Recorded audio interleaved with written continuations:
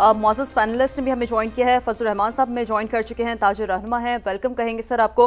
और खाका नजीब साहब ने भी हमें ज्वाइन किया है, माहिर माशियात हैं।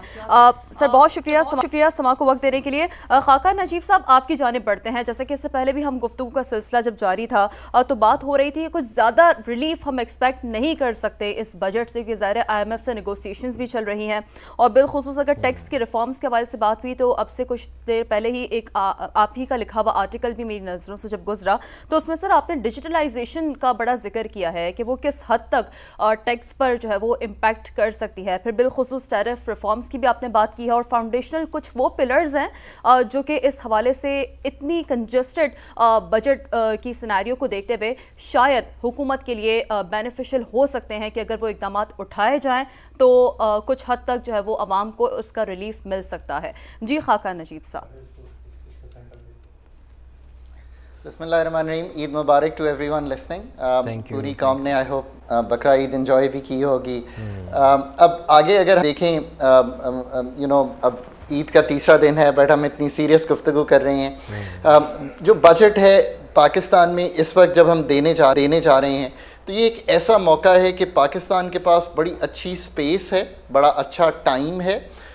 ना सिर्फ कि एक IMF के साथ इंगेजमेंट चल रही है, एक स्टेबिलिटी है जिसका मतलब है अफरात ज़र कम है, बैरूनी खसारा संभल गया है और आपको एक इंटरनेशनल स्पेस इस तरह भी मिल गई है कि आपका नैरेटिव नहीं, मैं तो कहता हूँ पाकिस्तान को इस वक्त नैरेटिव बनाने की ज़रूरत नहीं है, पाकिस्तान को अपनी रियलिटी सेल करने की ज़रूरत है दुनिया में जो अभी कॉन्फ्लिक्ट हम गुजरे हैं। अगर इस पैराहे में बजट को देखें तो बजट को उतना ही डीप सीटेड होना चाहिए रिफॉर्म्स पे। मुझे बड़ी खुशी है कि आपने ये आर्टिकल पढ़ा मेरा और इसमें मैंने कोशिश की है ये बताने की कि IMF से कतई नज़र आप बहुत काम कर सकते हैं। IMF तो सिर्फ आपको ये कह रहा है कि बजट का खसारा कम कीजिए। मैंने पाकिस्तान का 13-16 का वो वाहिद प्रोग्राम जो पाकिस्तान ने कंप्लीट किया था, पाकिस्तान का प्रोग्राम, ये IMF का प्रोग्राम नहीं है, ये एक कंट्री लेवल प्रोग्राम है जिसको एक IMF की फैसिलिटी सपोर्ट करती है। जब मैं इस तरह सोचता हूँ तो तब मैं ये गुजारिश करता हूँ कि आप जो टैक्स के रिफॉर्म हैं उसको एक तो बड़े मुख्तलिफ जाविये से देखिए। इस दफ़ा क्या जाविया होना चाहिए? आप कहते हैं कि मैडम जो हैं वो नॉन फाइलर हैं, इन पे हम 4% एक टैक्स, 2.5% एक टैक्स लगाएंगे, वो आखिर में तो मैंने ही देना है जब मैं चीज़ खरीदने जाऊँगा। आप कहते हैं हम पेट्रोल को महंगा कर देंगे अगर आप कार्ड नहीं इस्तेमाल करेंगे। Think very differently, right? What is a different thinking? आप प्यूनिटिव पनिशमेंट की बजाय ये सोचें कि अगले एक कार्ड पर यह कहा हुआ है कि 5% आप जाकर रेस्टोरेंट में टैक्स देंगे कंपेयर टू 18%, तो कितने ज़्यादा लोग, मैं तो कभी भी नहीं इस्तेमाल करूंगा 18% का कैश। सो अगर तो ये स्पेस क्रिएट करना चाहते हैं और डिजिटलाइजेशन का मतलब ये है कि पाकिस्तान की 9,400 अरब रुपए की इस वक्त एक कैश इन सर्कुलेशन है, फॉर्मलाइजेशन है। ये मैं क्यों कहता हूँ? देखिए, you have to make this budget in a view कि आप पाकिस्तान को गुड फॉर ग्रोथ करना चाहते हैं। इसी से आप चले जाएंगे इकोनॉमिक सर्वे में जो आपको जायज़ा पेश करेगा कि क्या 2-2.5% की ग्रोथ हो रही है मुल्क में, लार्ज स्केल नेगेटिव है, एग्रीकल्चर की ग्रोथ स्लो है। तो बजट का पहला जाविया टैक्सेशन और एक्सपेंडिचर से ऊपर जो है वो simplification, formalization of the economy, incentivization, इन 3 चीज़ों पे बेस करें। अगर आप इस तरह का बजट बनाने में कामयाब हो जाते हैं, जिसका मतलब ये है कि आप थोड़ा सा ना जो बाहर के स्टेक होल्डर्स हैं जिनसे हर वक्त एडवाइस लेते रहते हैं उनसे आगे जाकर अपनी एक लोकल इकोनॉमिस्ट्स की टीम फॉर्म करें। दुनिया में ईस्ट एशिया, इंडिया, जिसने भी अपना रवैया बदला है इकोनॉमी को रन करने का, from an import based economy to an export led growth, उसने हमेशा एक डॉक्यूमेंटेशन जो है वो लोकल बनाई है जो इस चीज़ का अदराक करती हो कि लोकल रिसर्च पे based, good economic sound theory पे बेस्ड आखिर आगे मुल्क ने चलना कैसे है।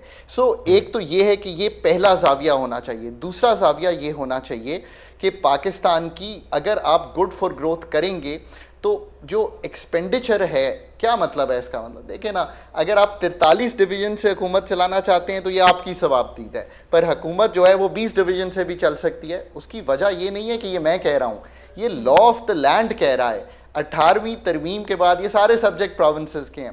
टारगेटिंग ऑफ सब्सिडीज़, 715 अरब रुपए का हुजम है अगले साल का इनकम सपोर्ट का। मैं टेबल पर मौजूद था जब हमने इसको बेनज़ीर इनकम सपोर्ट प्रोग्राम के नाम से इसका हमने आगाज़ किया 20 अरब रुपए से, और इसको हम तवातर से बढ़ाते रहे, IMF की इंगेजमेंट में भी बढ़ाते रहे, दुनिया को प्रूव किया कि हम वल्नरेबल सेगमेंट्स, आज पाकिस्तान की state 10.5 million house holds, 5 crore लोगों तक, 10.5 मिलियन घरानों तक जाती है ये पैसे देने के लिए। एक आपको इसका तरीका बताऊं, उनको कहिए कि हम कैश नहीं देंगे आपको। अब आप कहेंगे ये क्या बात हुई, आप उनको आसान अकाउंट या वो जो रास्त का QR कोड है, हमने इतनी मेहनत की सेंट्रल बैंक ने कि इसको बनाया जाए। हमने एक NFIS थ्योरी लिखी, ये क्या है, ये एक नेशनल फाइनेंशियल इंक्लूजन स्ट्रैटेजी है। इन सब चीज़ों को अब इस्तेमाल करें, ये लोकल हुआ काम है, ये अगर आप इस्तेमाल करेंगे तो इन सब को अगर आप ले आएंगे रास्त के QR कोड पे, तो पूरा मुल्क मूव अवे कर जाएगा कैश देने से। अब इनको क्या कहें, मैंने इस आर्टिकल में लिखा है, मैंने लिखा है कि आप उन्हें कहें कि अगर आप ये इस्तेमाल करेंगे रास्त का QR कोड, डेबिट कार्ड, आसान अकाउंट, तो क्या करेंगे, हम 18% नहीं आपको 8% की छूट दे देंगे साबुन खरीदने पे। यार पाकिस्तान का ये इतना बड़ा चांस है, इतनी बड़ी अपॉर्चुनिटी है, इतनी बड़ी स्पेस अवेलेबल है। मैं I watched Pakistan economy for the last, मैं जब PhD कर रहा था मैं तब से पाकिस्तान को पढ़ रहा हूँ, मैं जब काम कर रहा था बाहर मैं तब से पढ़ रहा हूँ। ये हमने आपको सारी एक लोकल तहकीक रखी है। क्या IMF के मेरे दोस्त उन्हीं यूनिवर्सिटीज़ के पढ़े हुए जहाँ से हमने PhDs की हैं, ये कहेंगे कि नहीं आप ये काम ना करें? So there's a great opportunity for a great budget, and I really hope we move towards that. चलें जी, खाकान साहब साथ ही रहिएगा, बड़ी अच्छी डिस्कशन आपसे चलती ही रहेगी। फराजुर रहमान साहब भी ताजिर रहनुमा हमारे साथ मौजूद हैं। फराज साहब आपका भी बहुत शुक्रिया वक्त देने के लिए। आज इकनॉमिक सर्वे भी जारी किया जा रहा है, आपके लिहाज से गुज़िश्ता साल यानी जो रवा साल अभी चल रहा है वो कैसा रहा और क्या एक्सपेक्टेशन है आपकी आने वाली बजट से? बिस्मिल्लाहिर्रहमानिर्रहीम, सबको ईद मुबारक। और जी बहुत शुक्रिया, बहुत शुक्रिया आपको ऑनलाइन भेजने का। देखिए, सबसे पहले तो मैं आपको ये बताऊं कि जो 2024 और 2023 जो हमारा चला 23 जून से 2024 जून तक, एक जो नायकीनी की सूरत हाल थी उससे तो हम बाहर निकले, मगर डॉलर रेट भी जैसे बेहतर रहा, स्टेबल रहा, के साथ जो है वो आपकी इंटरेस्ट रेट जो है वो नॉर्मल रहा, ठीक है ना, मतलब बेहतर हुआ, उसको लेके आए हैं ये 11% पे। अब जो सूरत हाल है, मैं समझता हूँ कि जो इस वक्त हमें एज अ बिजनेसमैन जो कम्युनिटी है वो फीडर है तकरीबन। आप ये समझ लें, आपकी जितनी भी इकनॉमी है, रॉ इकनॉमी जिसको आप कहते हैं, यानी रॉ कह लें आप उसको, या आप कह लें कि लेबर क्लास कह लें, ठीक है ना, लोअर मिडिल क्लास कह लें, उनकी जो है वो सबसे बड़ी जो खपत होती है वो इंडस्ट्रीज़ के अंदर होती है, चाहे वो कंस्ट्रक्शन इंडस्ट्रीज़ हो, चाहे वो हमारी लोकल इंडस्ट्रीज़ हों, एक्सपोर्ट इंडस्ट्रीज़ हों या डिफरेंट इंडस्ट्रीज़ हों। तो हमें जो है वो इस चीज़ का जहन में रखना चाहिए कि देखें, इंडस्ट्रीज़ के पास जो है ना वो अभी जो वसाइल हैं वो कम से कम होते चले जा रहे हैं। IPPs के हवाले से भी, जो एग्रीमेंट्स के हवाले से जो मामलात हैं उनको टेक केयर करने की ज़रूरत है। फिर उसके साथ साथ जो है वो ज़रूरत इस अमल की है कि जी बिल्कुल, और ये बड़ा अहम पहलू है जो आपने बात की है इंडस्ट्रीज़ के हवाले से। तो मियां बख्तावर साहब चाहेंगे कि इस पर भी आप कमेंट करें, क्योंकि हुकूमत बजट के फ़ौरन ही बाद सनती पॉलिसी का भी ऐलान करने जा रही है, और इसमें जो स्टेक होल्डर्स की को उन्हें एतमाद में लिया जाना है, इस हवाले से बड़ा ये अहम पहलू भी है कि सनती पॉलिसी क्या होनी चाहिए आपके नज़दीक, और बिलखुसूस सनतों के फ़रोग़ के लिए हुकूमत को आप क्या समझते हैं, क्या इक़दाम उठाने चाहिए? देखिए जी, अभी ये जिक्र किया गया कि IMF क्या कहती है। IMF ये कहती है कि जो बजट डेफिसिट है उसको कम किया जाए। अब अगर हम हिस्टोरिकली भी देखें तो पाकिस्तान की दो सबसे बड़ी प्रॉब्लम रही हैं। एक प्रॉब्लम ये है कि यहाँ पे फिस्कल डेफिसिट रहा है, और दूसरी प्रॉब्लम ये है कि जो करंट अकाउंट है वो हमारा हमेशा इम्बैलेंस में रहा। फिस्कल डेफिसिट इसलिए रहा क्योंकि जो रेवेन्यू कलेक्ट किया वो एक्सपेंसेस को मैच नहीं किया जाता, और करंट अकाउंट में इम्बैलेंस इसलिए रहा है क्योंकि हम हमेशा से एक इंपोर्ट बेस्ड कंट्री रहे हैं। हमारी इंपोर्ट्स यहाँ ज़्यादा रही हैं और एक्सपोर्ट उसके कंपैरिजन में हम अपनी नहीं बढ़ा सके ओवर टाइम। अब सिर्फ ये तरीका नहीं होता कि रेवेन्यू बढ़ाने के लिए जो है आप टैक्सेस मज़ीद बढ़ा दिए। अब सबसे बड़ा जो अहम हुकूमत को इक़दामात करना चाहिए वो ये है कि टैक्स बेस को ब्रॉडन करें।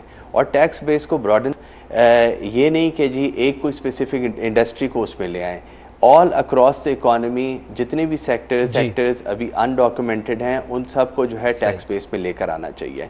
और इसके साथ साथ जो एग्जिस्टिंग टैक्स पेयर्स हैं उनके साथ जो है फ्रेंडली पॉलिसीज लेकर आना चाहिए। अब एक फ्रेंडली पॉलिसीज होनी चाहिए और टैक्स नेट में इजाफा होना चाहिए। हमारा पैनल हमारे साथ मौजूद है। क्या होगा सस्ता और क्या होगा महंगा, कल बजट आ रहा है, लेकिन उससे पहले हुकूमती कारकर्दगी की रिपोर्ट कार्ड आज जारी की जाएगी, इक़्तिसादी सर्वे आज जारी किया जाएगा। इस हवाले से खुसूसी ट्रांसमिशन का सिलसिला जारी है।